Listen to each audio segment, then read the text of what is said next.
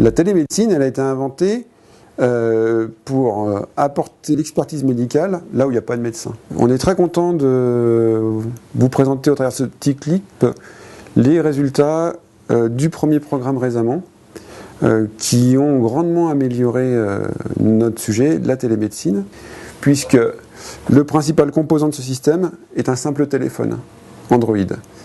Les autres composants importants bien évidemment sont les capteurs, qui sont de petite taille, qui vont permettre de monitorer, c'est-à-dire de suivre la saturation en oxygène du sang, la tension artérielle ou même l'électrocardiogramme en temps réel directement sur le téléphone, pour les médecins qui utiliseront ce téléphone comme un outil biomédical, mais également pour les médecins à distance, puisque ce téléphone transmet en même temps tous les signaux qui sont captés sur le terrain à un serveur à distance.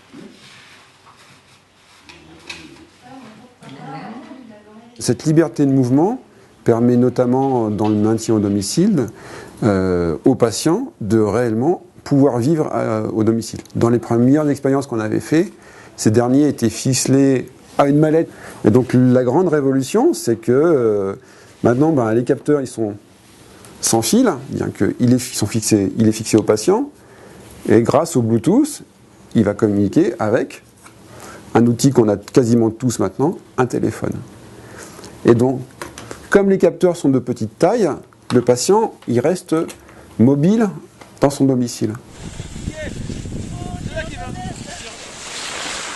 D'autres applications, grâce au téléphone, sont pour les équipes de secours. Jusqu'à présent, lorsqu'on mettait le patient dans la perche, dans le brancard, et qu'il fallait le treuiller dans l'hélicoptère, on arrêtait de suivre le patient puisqu'il fallait débrancher les fils.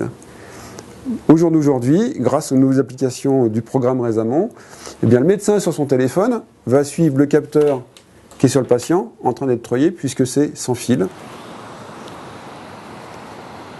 Dernière belle application, c'est le suivi temps réel du sportif en montagne. Le sportif va aller faire sa séance d'entraînement ou de réadaptation en montagne et le médecin, dans son bureau, pourra le suivre sur son écran et notamment suivre certains paramètres d'alerte qui lui permettront de contacter directement le sportif via le téléphone et de modérer son effort ou de changer son type d'effort.